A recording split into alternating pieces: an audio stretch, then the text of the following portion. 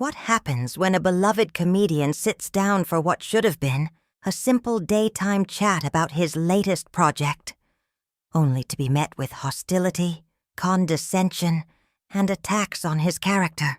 In just 34 seconds of suffocating silence, a television host managed to derail any hope of a civil conversation and ignite one of the most uncomfortable moments in daytime TV history.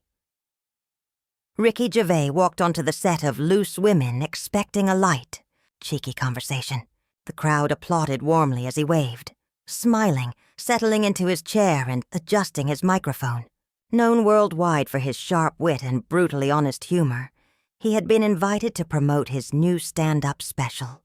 But before he could even finish greeting the panel, Denise Welch, arms folded, jaw set, cut straight in. "So, Ricky," she began, leaning forward with a pointed stare, "your comedy has been called offensive by many people. Do you enjoy hurting people's feelings?" The room fell dead silent. Ricky blinked, visibly surprised by the aggressive opening. He gave a small laugh, trying to diffuse the tension. "Well, that's one way to start," he said warmly, still composed. "I think comedy is meant to challenge people, to make them think. I don't set out to hurt anyone. I set out to make people laugh. And sometimes that involves uncomfortable topics." Denise wasn't interested in nuance. Shaking her head, she pressed harder. "But you do understand that words have consequences, don't you? You can't just say whatever you want and hide behind the label of comedy." Ricky nodded, still trying to keep the conversation on the rails. Of course, words have consequences. But there's a difference between making a joke and advocating harm. Context matters. Intent matters. Another panelist tried to steer things back to his stand-up special, but Denise talked over her. "Intent doesn't matter if people are offended," she snapped. "If someone tells you they're hurt, that's the end of the discussion. You apologize and move on." Ricky shifted in his seat, now more serious. "I respectfully disagree. We can talk about why something offends without shutting down all discussion. Comedy has always pushed boundaries. That's part of its purpose." Denise rolled her eyes dramatically. "This is exactly the problem with people like you," she said, dismissively waving him off. "You think you're above criticism. You think fame gives you the right to say whatever you want without consequences." Ricky's demeanor tightened. "People like me?" he asked, calm but firm. "What exactly do you mean by that?" Denise leaned back, smug and unbothered. "Privileged men who've never faced real consequences. Men who think they can joke about anything, and everyone else should just accept it because they're famous." Gasps rippled through the audience. She kept going, voice dripping with contempt. "You sit in your bubble making millions, while regular people deal with the consequences of the attitudes you normalize. It's disgusting!" Ricky took a slow breath.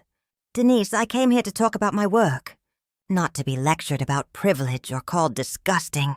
If you wanted a real conversation about comedy and its role in society, I'd happily have it. But this feels like an ambush." "An ambush?" she shot back, mocking his tone. "This is a conversation. If you can't handle being questioned, maybe you shouldn't be in the public eye." The other panelists looked mortified. One last attempt was made to pivot to Ricky's creative process. And again, Denise bulldozed over it. "No, the public deserves to know what kind of person they're supporting," she insisted. "Let's be honest about who he is." Ricky looked her directly in the eye. "All right then," he said quietly. "What kind of person am I, Denise?" She didn't hesitate. Self-centered, arrogant, someone who values laughs over human decency, someone who thinks being clever gives them permission to punch down at vulnerable people. The studio fell ice-cold silent. You could practically hear the lights buzzing overhead. Ricky sat still, processing the attack. "That's quite an assessment," he replied softly. "And it's based on what? That I make jokes you personally don't like? Based on your body of work," she fired back. "On the countless complaints, the outrage, the articles. You don't care who you hurt, as long as you get attention." Another panelist jumped in, desperate to stop the bleeding. There are also many fans who appreciate Ricky's comedy, and that's where the moment truly tipped. But Denise cut her off with a sharp gesture. "Those people are part of the problem," she snapped. "Anyone who finds that kind of humor funny needs to take a long, hard look at themselves." Ricky let out a stunned laugh, disbelief all over his face. "So now you're attacking my audience too?" he asked, shaking his head. "Everyone who enjoys my work is suddenly part of some grand moral crisis?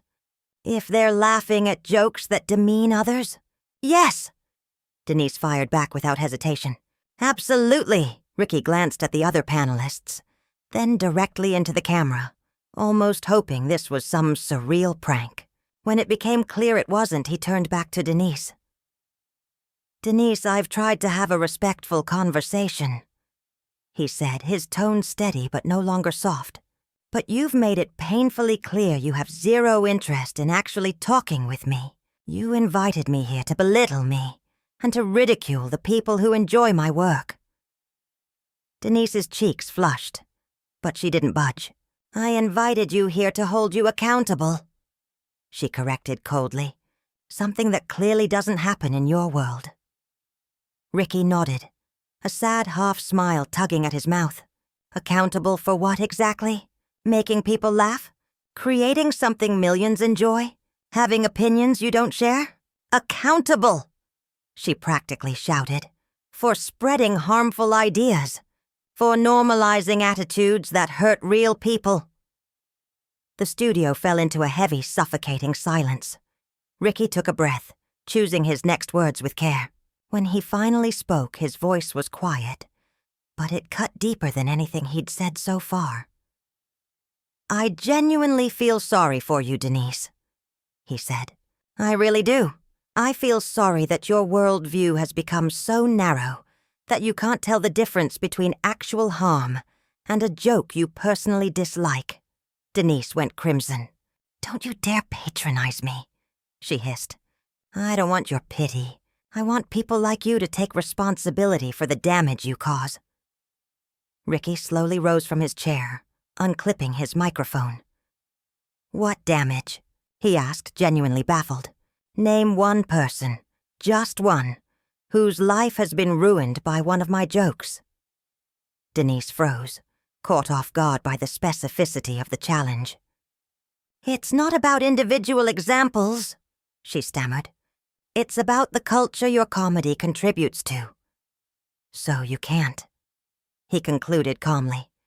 "You've spent this entire segment attacking me, calling me self-centered, arrogant, disgusting. You've insulted my character, my career, and now my audience. And you still can't name a single real-world harm. Not one." One of the panelists leaned forward, desperate to put a stop to the disaster. Maybe we should go to a break." Both Ricky and Denise ignored her. "The harm is in the normalization," Denise insisted, her voice tightening with emotion. "The harm is in making people think it's okay to laugh at certain topics. So, the thought police then," Ricky replied, setting his microphone on the chair. "You want to decide what people are allowed to find funny?" Denise shot to her feet as well.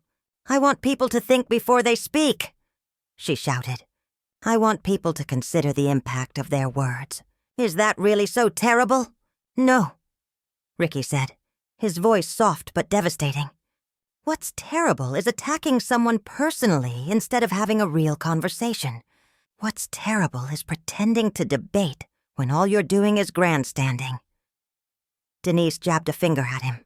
"Don't lecture me on productive conversations. You've built an entire career on controversy. You live for it." Ricky shook his head. "I live to make people laugh. Yes, sometimes that means pushing boundaries. But there is a massive difference between challenging ideas and attacking people.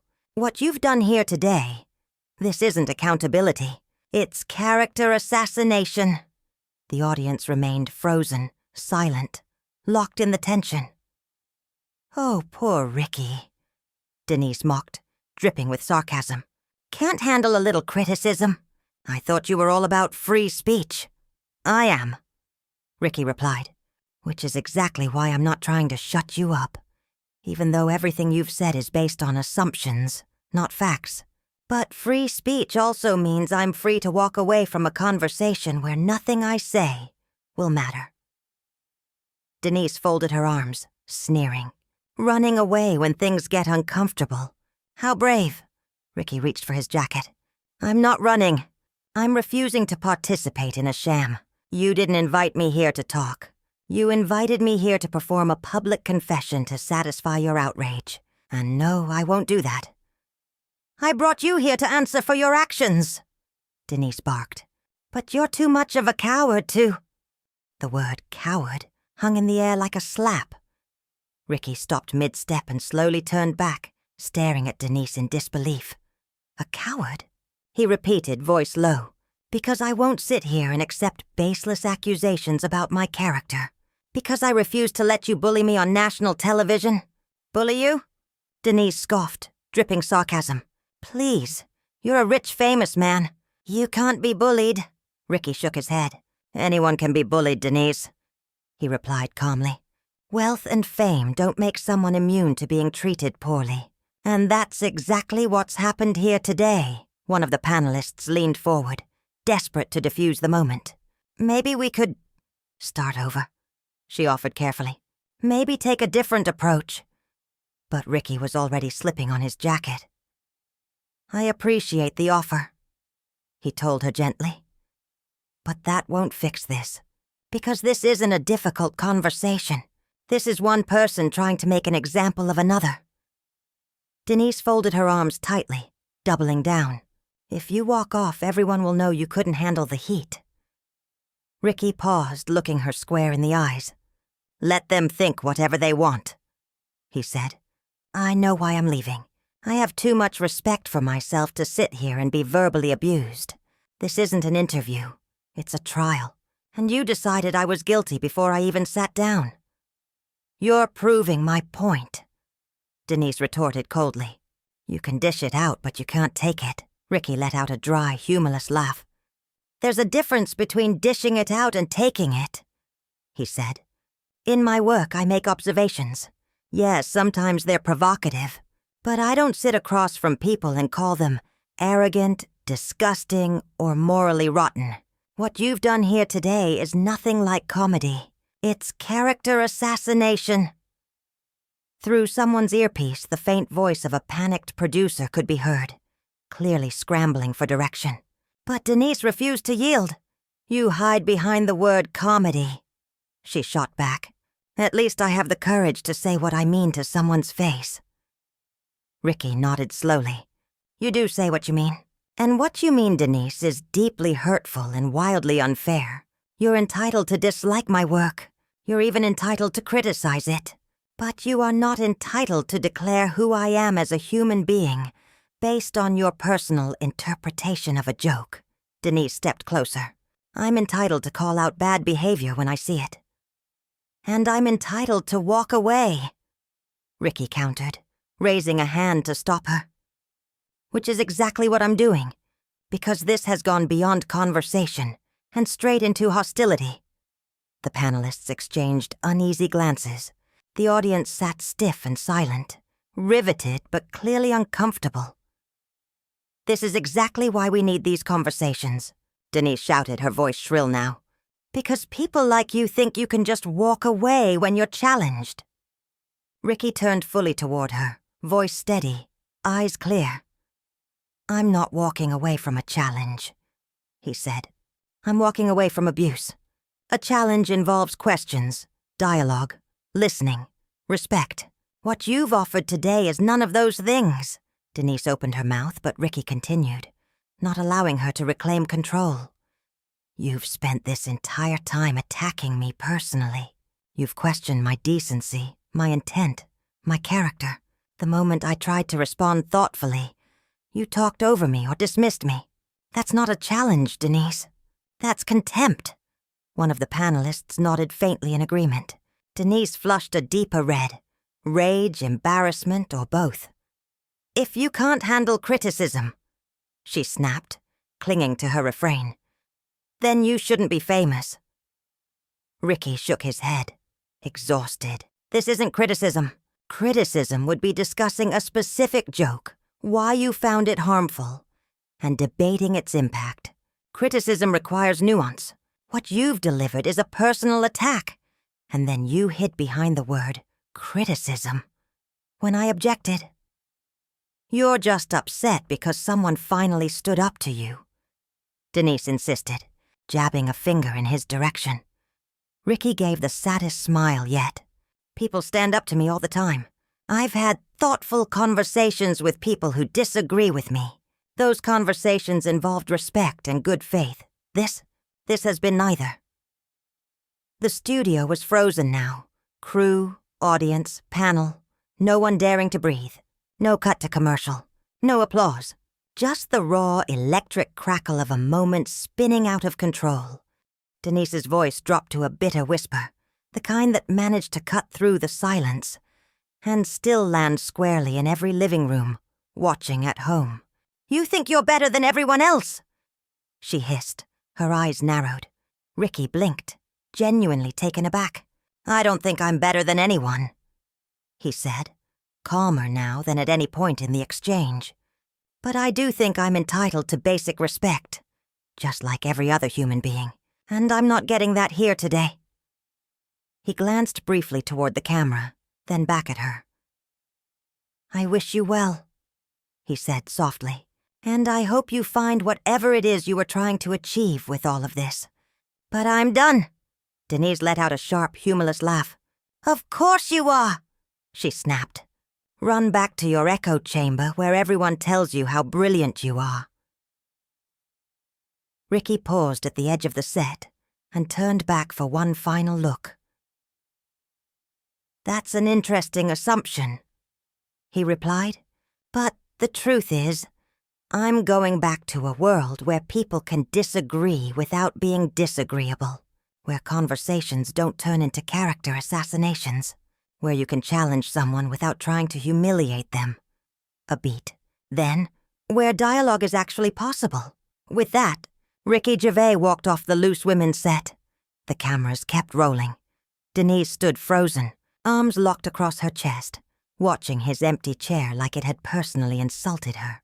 The other panelists traded uneasy looks, unsure whether to speak, breathe, or simply disappear into their mugs of tea.